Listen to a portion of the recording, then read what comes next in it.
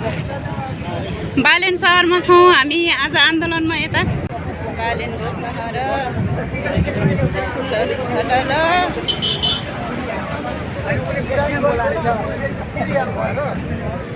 eating थाहा लबे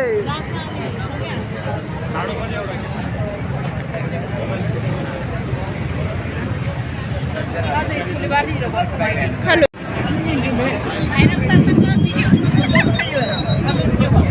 ल हाम्रो माग पुरा गर शिक्षक आन्दोलन जारी छ यता हेर्नुहोस्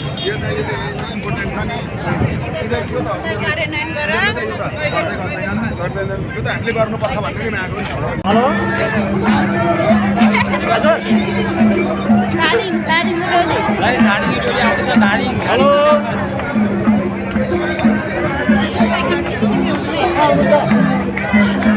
बजेटले सम्बोधन गर्न सक्छ कि सक्दैन संविधानमा लेखेको अबको राज्य व्यवस्था समाजवाद उन्मुख जुन राज्य व्यवस्था भनिएको छ समाजवाद उन्मुख राज्य व्यवस्थालाई आधार दिने खालको शिक्षा नीति यहाँ चाहिएको छ श्रम र उत्पादनलाई जोड दिने खालको शिक्षा नीति चाहिएको छ अबको शिक्षा यो दलाल पुँजीवादी जुन व्यवस्थाले रुमलेर तपाईँ हामीलाई जुन एउटा तनाव सिर्जना गरेको छ यो तनाव अन्त्य गर्नको लागि सदा सदाको लागि र अब फेरि आउनु पुस्ताले र आन्दोलनहरू तर स्थानीय निकायदेखि लिएर सबै पार्टीका कार्यालयहरूमा हुँदै दोस्रो चरणको आन्दोलनमा यही शिक्षा मन्त्रीज्यू बिमारी हुनुहुन्छ अरे किन यो समयमा बिमारी हुनुभयो किन प्रधानमन्त्री देश छोडेर जानुभयो यो जरुरत 3 लाख शिक्षकले देखाएर डराएर जानुभएको शिक्षक साथीहरू यहाँबाट हामी हट्ने छैनौँ जबसम्म हाम्रो महासङ्घले हामीलाई योबाट हाम्रो गोजीमा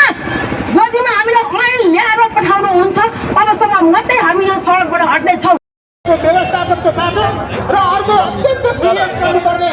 गुणस्तरीय शिक्षाको बाटो हेर्नुहोस् विद्यालय शिक्षामा काम गर्ने स्थितिका शिक्षकहरू जसको असाध्यै न्यूनतम पैसा पारिश्रमिक प्राप्त पाउनुहुन्छ उहाँहरूको भविष्य पनि सुरक्षित छैन र उहाँ विद्यालयको शिक्षक हो कि होइन भन्ने कुरा पनि राज्यले टुङ्गो लगाएको अवस्था छैन स्थायी साथीहरू हुनुहुन्छ उहाँहरूको चाहिँ वृत्ति विकास रोकिएको अवस्था छ अत्यन्त ठुलो रूपमा एउटा चाहिँ डिस्क्रिमिनेसन छ निजामती कर्मचारीलाई एक किसिमको व्यवहार गरिन्छ स्थायी साथीहरूलाई एउटा किसिमको व्यवहार गरेको अवस्था छ सर्टेन टाइम पछाडि नियुक्ति पाएका साथीहरू जसलाई तैँले पेन्सन पाउँदैनस् भनिदिएको अवस्था छ एकातिर ठुलो डिस्क्रिमिनेसन छ तपाईँको ब्युरोक्रेसीका साथीहरू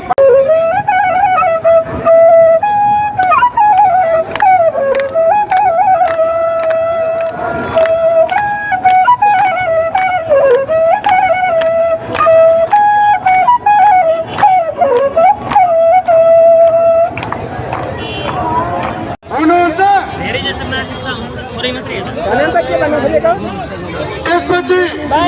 सिकाइ अनुदानका कार्यवाहक अध्यक्ष कौशिक चन्द्र शर्माज्यूलाई अनुरोध गर्दछु समय 3 मिनट सम्बोधन गर्न जरुरी छैन यहाँभन्दा अगाडिका बोलेकाहरूको समर्थन गरे भने पुग्यो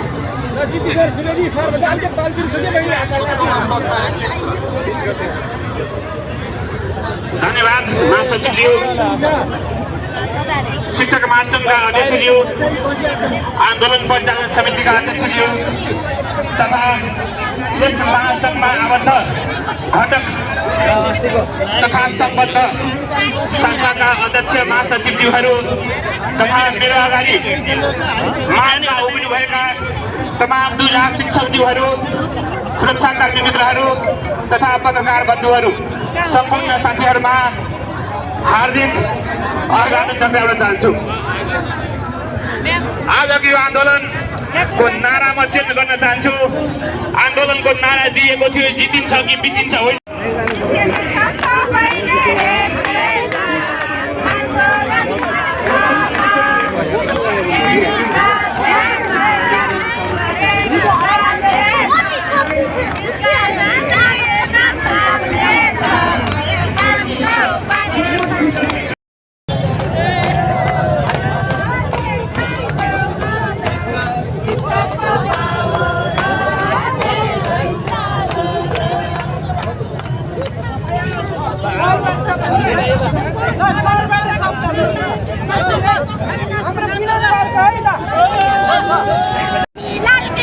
तोड्ने हो आधी फेरि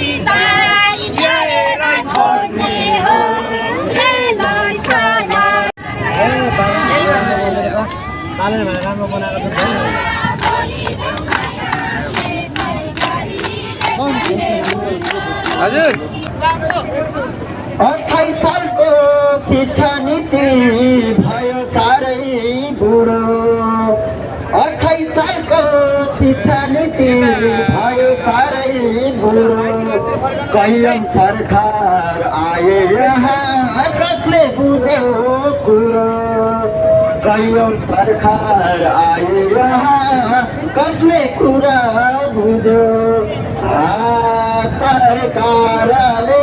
नौजना बुढ्लानी आन्दोलनलाई असफल पार्नलाई सचेत बनाउन सङ्घका नेता होला आन्दोलन यता न त्यता